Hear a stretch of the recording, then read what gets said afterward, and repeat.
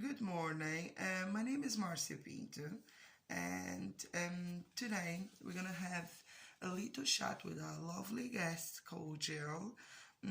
For those who are wondering why I'm wearing a mask, well, because of the pandemic, I'm not really allowed not to take the mask off. So I'm really sorry about this, but it has to be that way to be safe. Okay, going back to the topic. Today, our lovely guest is called Jill Quillen. Jill will be talking to us about many things, her life experience, the day that changed her life. It's very interesting. So let's hear from Jill. Hello, Jill. Hello, Marcia. How are you today? I'm fine, Marcia. Oh, that's good to hear. That's good to hear. Well, Jill, in today's topic, we're going to talk about the day that changed my life. So we're going to talk about your strokes experiences. Yeah. Can you please let us know a little bit about yourself first? A little bit introduction about you and everything else. I'm now 57. I was 53, 54 or something like that when I had the first stroke. And 2 weeks later I had a second stroke. And now I cannot use my left leg and my left arm. Other than that, I got my speech back, well, better than it was. I couldn't eat, I couldn't speak, couldn't control anything. And most of it's come back except my left arm and my left leg. I can do a little bit of walking if I use my right hand to take me round a room or something. But I can't walk on my own. Yeah. Anyway. So I was a party girl, not a party girl, but I did like to go out and celebrate things. Now I don't. I wouldn't even think of going out. Couldn't think of going out. No, go out and have a drink like you used to. No, I couldn't. Okay. But let's go back to that day. What were you doing, Jill, the day that you had... I went to get something out of my bedroom. I can't remember what it was. I didn't feel ill. I didn't feel funny. I just walked into the bedroom and fell flat on the floor. And I banged my arm as I was going down, so when I come round a bit, I couldn't get back up. So I thought I'd broke my arm. But it wasn't. It was a stroke. Okay. And the first stroke hit the back ear. The second stroke went at the top of the head. So that's where most of the damage was done. On the top of your head. Okay. After you fell down on the floor, that was in the kitchen. No, my bedroom. In your bedroom. Did you end up going somewhere else? Did you stay? Yeah, I eventually got into the bathroom, which is next door. Okay. Well, was next door. I don't live at the same house anymore. I'm now in like, what do they call this? What do they call it? See? Memory's gone. Is it not a flat? Yeah, it's a flat, but it's called something. Is it? Okay. It's like, because I get carers in 4 times a day. Oh, yeah. It's called like a sheltered accommodation. Okay. I do my own thing, I come and go as I please, but they look after me still. Okay. So I spent 11 weeks in hospital from the recovery of the first 2 strokes. And then 20 weeks in a care home. Wow. And they kind of helped me get back on my feet a little bit. Yeah, wow. Just remember that Jill was a driver prior to the stroke. Jill was an outgoing person, going to the pubs and going for long walks in the hills around here, which is like quite good hills. Very energetic and everything else prior for Jill to have the stroke.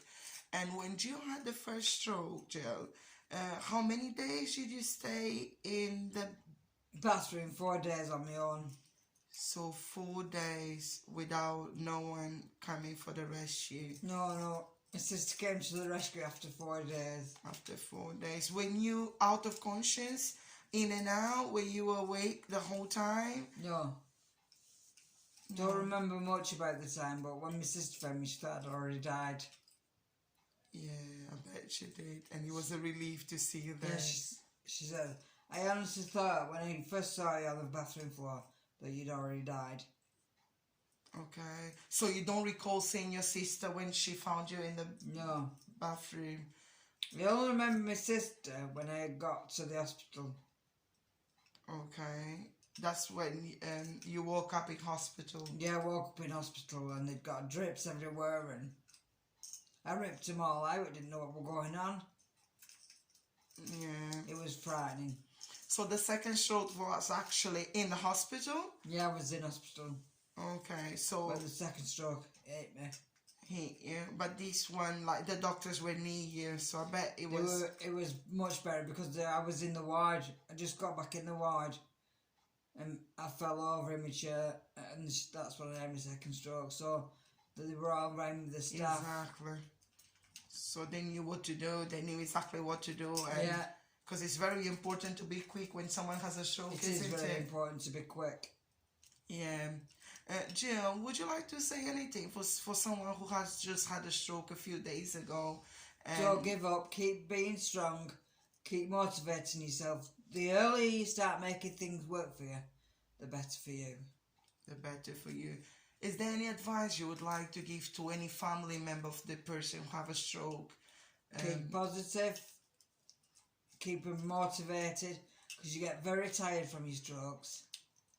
They call it stroke fatigue, so you learn a lot when you see it. Well, it affects people different ways. Some people don't get the speech back. I had a problem with vision after. Is it? So you had a problem with the vision after the stroke? Yeah, I couldn't see anything out of me. If I look, like your peripheral, I didn't have anything on my left. So if you came to me on your left, I couldn't see you. Couldn't see. Oh, okay. Wow. And that changes for each individual, isn't it? Yes. Not everyone has the same symptoms. No. Would you know what to do if someone is having a stroke? What signs shall we look for if someone is having a stroke in front of us? The speech has gone blurred. Not blurred, what's the word? The speech has gone weird. Yeah. They can't get up off the floor or move a limb. Right side or left side, it could be any. What should we do if we see someone having a stroke? Would we call Phone 999 immediately and then tell them that you think the person you're with has had a stroke. Because there's medication that can help with the stroke. I didn't know that until I had the strokes. There's medication that can pump into you which helps the recovery. Okay, I didn't know that as well. You see, we're learning from you, Jill. We're learning from you. Well, Jill, because of the stroke, you cannot drive. What else can you not do anymore that you used to do? And there's really a big thing that has been taken away from you for the effect of the stroke. You used to just go out walking through from here to the hills. For miles I used to walk. Yeah. Old tops everywhere. Yes. Meet my friends. Yeah. Shopping. Loved it. Love shopping. Me and Marcy like shopping. Yes, we do. Yes, we do. We do. We love shopping. We're going shopping. When this pandemic finish, hopefully. If you'll start wearing your masks. Yes, that's gonna help, Jill. That's gonna help. You're right. You're very right. Well, let me talk a little bit about Jill. Jill is a fantastic lady, very positive, a great person to be around. I personally love Jill. Jill is just fantastic, full of energy, and it just brings you this smile to your face and motivated as well because not a miserable person and is positive and make jokes and laughs and it's just an inspiration. It's just an inspiration for keep going, keep fighting. And she's getting there. She's getting more independent, like she said. There's things that she couldn't do, and now she's doing much. You just got to keep trying. Exactly. Don't give up. Don't give up. Yeah, that's the spirit. Keep trying. And I learned a lot from Jill. And I'm sure those who are watching the video. And I like her fashion sense. She's a trendy woman. Oh, thank you, Jill. Thank you so much. Well, but most important, thank you for accepting our lovely shot. It has been a pleasure talking to us. Is there anything else you would like to add to this video that you haven't said yet? Keep talking to your family all the way through it so they understand what you're going through. Okay. Because it can be a scary thing. I've got 2 children that had to go through this and see the mum. And the mum was an independent, fun-loving, stupid, vicarious woman, and she was left in a bed, and it scared him a lot. So you need to keep talking. Yeah. Keep talking. That's a good advice out there, Jill. Well, thank you very much, and I hope if someone out there has a family member who has just had a stroke recently and they know what to do, this video is gonna be a good help. Because it's coming from someone who has gone through that experience and knows best. Go on, Jill. Like, anything can take you like that. A car accident, a fall. It's not just a stroke. It could be anything that changes your life totally. Yeah. And just stay positive. Keep talking to people. Keep listening to the people that are looking after you, and you will get better. Better than you were. Mm-hmm. You might not fully recover.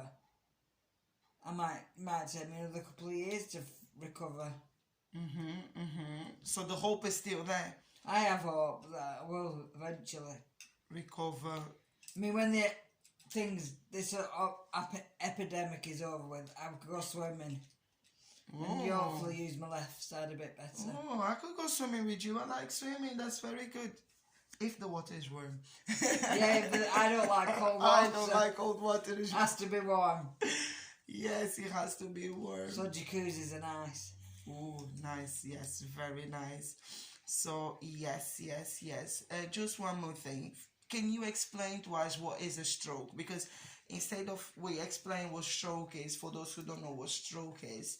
It's a blood clot that goes to the brain. And the first one came from normal blood, but my second one came from my heart. So it can come from... I'm not sure of the ins and outs of it. You'd have to look into it. But it can come from different things. Like mine became because my mum and dad had different bloods, and it mixed. So it's a genetic thing. Okay. I couldn't have stopped it even if I wanted to. It was just going to happen. So before you had a stroke, there was no signs that you There was no sign at all. I was healthy eating. I did exercise. Yes, I did drink a bit, but I didn't eat crazily. I ate healthily. Yeah. So basically, any one of us could have a stroke. Anybody can have a stroke for any different reasons. So you need to look at your family history. Has anybody else in your family had a stroke? It could be a blood clot in the lung. It could be but it could be that it's going to cause the big stroke that'll take your left or right side. Yeah. Well, at the end of the video, we're going to show a little bit of pictures of Jill prior to the stroke, and she already being daft. Being Jill. We're going to show you pictures of Jill lifestyle prior to the stroke, and you're seeing Jill now. Hope you take advice very seriously, and I hope this little shot helps anyone who needs it. Jill, thank you very much for accepting our shot, and continue to be this lovely, positive person who is very, very full of energy, and it's nice to be around because you just feel the energy, the positive vibe, and it makes you in a good mood. Okay, thank you. Thank you, Marcia. Okay, see you. Bye. Bye-bye.